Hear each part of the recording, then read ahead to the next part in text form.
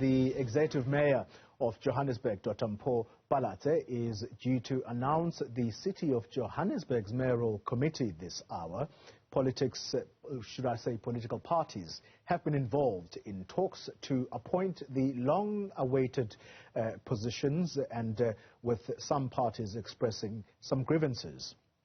Now, this has also impacted the issues of service delivery to the people of Johannesburg. Newzroom Afrika's senior politics reporter, Ziyanda Ngcobo, following this story, she joins us on the line. Ziyanda, in the last hour, I had a conversation with the leader of the Patriotic Alliance, Gayton McKenzie, who made it clear that he's no longer part of the discussions in the city of Johannesburg. He's decided to pull out because the positions that his party wanted in the city of Johannesburg, he says that the Democratic Alliance clearly would not accede to that particular request. So that leaves us with the question now as to who could the DA have decided to go with in order to form a mayoral committee in the city of Johannesburg. What are some of their options? Well, I'll tell you what, Oli, the deliberations have been touch and go, and it doesn't matter which political party you speak to. I mean, last night I was trying to get an update from the Freedom Front Plus, Action SA, the DA, as well as other party leaders, and it seems to the problem seems to be with the political parties negotiating for both Joburg and Tshwane at the same time. I mean, one of the leaders said to me it was an omnibus of deals, and that's where the trickiness came in because of the difference in dynamics in Tshwane and in Joburg when it comes to the numbers. So, for an example, here in the city of Johannesburg, that one seat that the Patriotic Alliance has would have also boosted the smaller political parties to actually put the DA in power. It would seem, Goli, that the DA wouldn't necessarily need the Patriotic Alliance in order to form a mayoral council, but of course, when it comes to the passing of the budget, you will need those numbers again. This is when the numbers will become important once again. And so the DA and other parties were in negotiations till late last night. There were bilateral meetings between the parties. And as you rightly mentioned, the Patriotic Alliance, really insisting on getting certain positions such as the housing and economic development positions, which the DA simply did not accede to.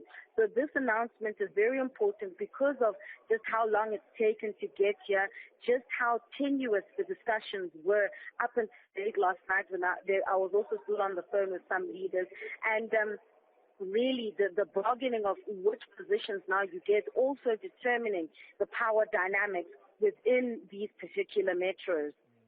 You use the word tenuous, Ziyanda. I will use the word fragile, and it in some way describes the attitude of Gayton McKenzie towards any coalition with the smaller parties, he said, because what his description of the situation is that if any of these smaller parties decides to pull out for one or other reason, the entire coalition government collapses. That seems to be his strong-held view, having described this, by the way, as being, quote-unquote, a circus that will not last as a coalition.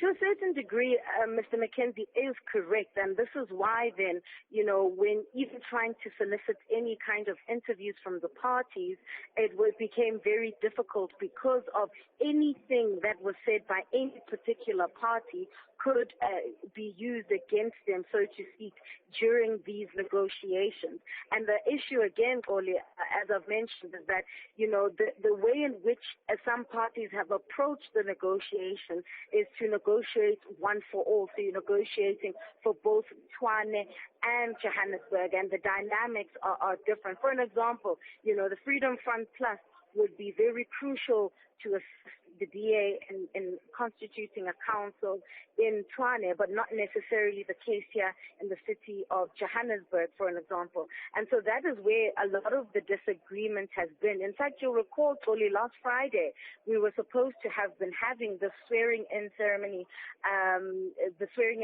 of the mayoral councils, which was postponed for reasons unknown to us because of the fragility and how tenuous, these discussions have been, and just how, each party getting riled up by anything that could have been said in the media. It's actually largely just been Gayton McKenzie who's been speaking up because of his decision to pull out from the discussion. Egos fully have become a problem in these discussions. And again, with coalition, governments, political maturity then comes to the fore, being able to put the needs of the people forward and being able to find some kind of compromise. Remember, it's a combination of all these parties' manifestos trying to find some semblance of consensus in terms of how they want to constitute these governments and the direction that they should take. If we are to just look at the protest that took place last week in Soweto over Eskom,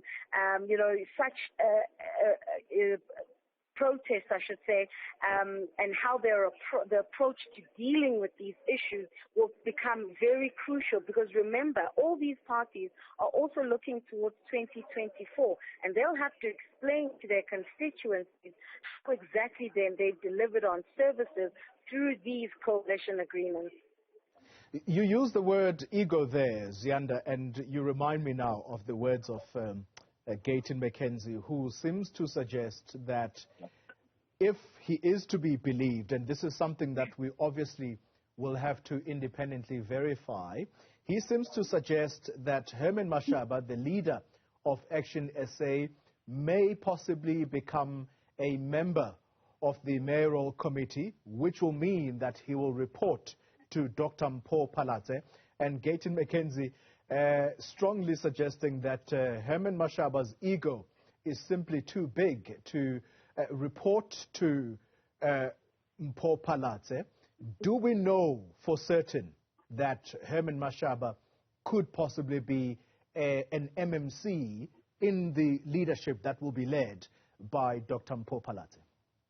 Well, Kole, I think, a few moments from now we'll get to actually know whether or not Herman Mashaba is a part of that mayoral council. But I did also have a conversation with Mr. Mashaba last night. He's one of the leaders that I engaged with, just to gauge how far these negotiations were, especially since, the COPTA MEC, Lebogang Maile, expressed concern about how long it's taken to put together these councils. And Mr. Mashaba was saying that he is still maintaining that he wants to put South Africa first, that he wants to put the needs of his constituents first. And if he is then to really live by what he said, and if he's going to walk the talk, then perhaps we could see him reporting then to Dr. Mpho Phalatse. But remember, Koli, the power dynamics are going to be very interesting in these councils, because yes, you may have an executive mayor, but you have parties like the EFF that actually could claim that they put Dr. Mpho Phalatse into power. When it comes to now actually passing budgets, passing certain laws, they will still largely rely on other political parties. It also depends on which post they get, and hence then the insistence of the PA's Gayton McKenzie on getting certain positions because of the promises that these political parties would have made to their constituencies. Now, for an example, that Herman Mashaba has been very big on the issue of illegal migrants and the city of Johannesburg and really instituting a cleanup there.